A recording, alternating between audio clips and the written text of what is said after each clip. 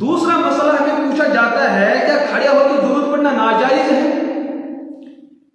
ہمارے بھی اپنے احباب کبھی کبھار یہ سوال کرتے ہیں کہ درود پڑھنا کھڑے ہو کے ناجائز ہے۔ میں نے کہا یہ تو غلط بات ہے۔ اللہ کے رسول علیہ السلام سے درود کا پڑھنا بحالت قیام بھی ثابت ہے۔ اللہ کے رسول علیہ السلام سے درود پڑھنا بحالت قعود بھی ثابت ہے۔ اللہ کے رسول علیہ السلام کے یہاں درود پڑھنا بحالت تشہد بھی ثابت ہے۔ اللہ کے رسول علیہ السلام کے یہاں درود پڑھنا اور کیفیت کے ساتھ بھی ثابت ہے۔ ارے جب ہم قبرستان جاتے ہیں زیارت قبور کرنے کے لیے، وہاں پر اہل قبور کو ہم سلام عرض کرتے ہیں، ان کے لیے ہم دعا کرتے ہیں، دعا سے پہلے اللہ کی ثنا اور حمد بیان کرتے ہیں، حمد کے بعد اللہ کے رسول علیہ السلام پر درود و سلام پڑھتے ہیں، اس کے بعد فاتحہ خوانی کرتے ہیں۔ تو یہ درود خوانی اور یہ صلاۃ و سلام ہم قبرستان میں جا کر بیٹھ کے پڑھتے ہیں کھڑے ہو کے؟ امت کا عمل یہ ہے کہ ہم قبرستان جاتے ہیں، کھڑے ہو کے ہم وہاں درود پڑھتے ہیں، کھڑے ہو کے وہاں صلاۃ و سلام پڑھتے ہیں، کھڑے ہو کے وہاں دعا کرتے ہیں۔ تو درود و سلام کا پڑھنا کبھی کھڑے ہو کے بھی ثابت ہے اور کبھی بیٹھ کے بھی ثابت ہے، کبھی بحالت تشہد کے بھی ثابت ہے اور کبھی کسی اور حیت کے ساتھ ثابت ہے۔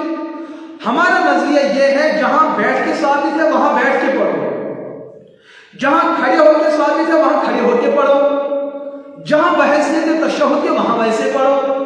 ہم الحمدللہ جب نماز پڑھتے ہیں، نماز میں بھی ہم درود پڑھتے ہیں لیکن تشہد کی حالت میں۔ اب اگر کوئی رضا خانی عقل کا دشمن نماز کے دوران بحالت تشہد کو چھوڑ کر کھڑے ہو جائے کہ کھڑے ہو کے درود پڑھو، حضور کی تعظیم اس میں ہے، تو یہ عمل کرنے سے لوگوں کی نماز فاسد ہو جائے گی، نماز ٹوٹ جائے گی۔ نماز میں درود و سلام پڑھنا ہے بیٹھ کے، وہاں بیٹھ کے ہی سنت ادا ہوگی۔ اگر کسی نے کھڑے ہو کے پڑھنا شروع کر دیا، امام نے جان بوجھ کے کر دیا تو نماز سب کی فاسد، بھول ہو گئی تو سجدہ سہو لازم۔ لیکن جہاں کھڑے ہو کے درود پڑھنا سنت ہے وہاں کھڑے ہو کے ہی درود پڑھا جائے۔ آپ کسی میت پر نماز جنازہ پڑھتے ہیں، پہلی تکبیر کہنے پر ثنا پڑھتے ہیں، دوسری تکبیر پڑھنے پر جمہور اہل سنت اللہ کے رسول علیہ السلام میں درود پڑھتی ہے، لیکن یہ درود بحالت قیام پر کھڑے ہو کے پڑھی جاتی ہے۔ ہمارا نظریہ یہ ہے کہ اس موقع پہ درود کھڑے ہو کے پڑھو۔ جب آپ اللہ کے رسول علیہ السلام کے روزے پہ جاؤ، وہاں صلاۃ و سلام آپ کو عرض کرنی ہے، آپ اپنے چہرے کو نبوت کے مبارک چہرے کی طرف کریں اور اپنی پشت کو قبلے کی طرف رکھے، پھر کھڑے ہو کے پڑھے الصلاۃ والسلام علیک یا رسول اللہ۔ یہاں پر کھڑے ہو کے درود پڑھنا، دونوں ہاتھوں کو ناک کے نیچے باندھ کر تعظیم کے ساتھ احترام کے ساتھ درود پڑھنا، یہاں پر سنت اور مستحب عمل یہ ہے۔ جہاں کھڑے ہو کے پڑھنے سے تقاضا پورا ہوگا وہاں وہ سنت ہے، جہاں بیٹھنے سے سنت ادا ہوگی وہاں درود و سلام بیٹھ کے پڑھنا ہی سنت ہے، جہاں تشہد کی حالت میں درود و سلام پڑھنا ہوگا وہاں اس سے وہی سنت ادا ہوگی۔ تو علماء دیوبند کا یہ عقیدہ ہے۔ بریلیت کا کیا عقیدہ ہے؟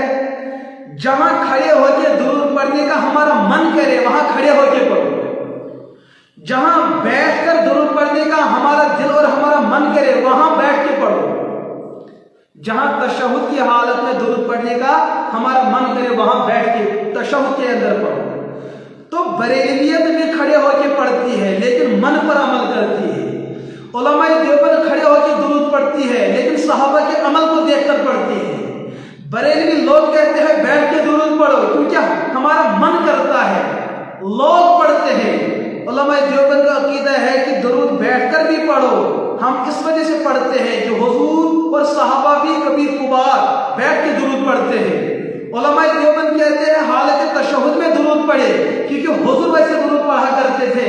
بریلوی کہتے ہیں کہ تشہد میں درود پڑھے کیونکہ حضور نہیں بلکہ ہمارا من کرتا ہے، وہ من والے ہیں اور ہم نبی والے ہیں۔ بریلیوں کا درود اب والا ہے اور ہمارا درود رب والا ہے، ان کا درود نفس والا ہے اور ہمارا درود پیغمبر والا ہے۔ درود وہ بھی پڑھتے ہیں، درود ہم بھی پڑھتے ہیں، اس میں ان کا طریقہ نفس والا ہوتا ہے، ہمارے درود میں طریقہ رب والا ہوتا ہے۔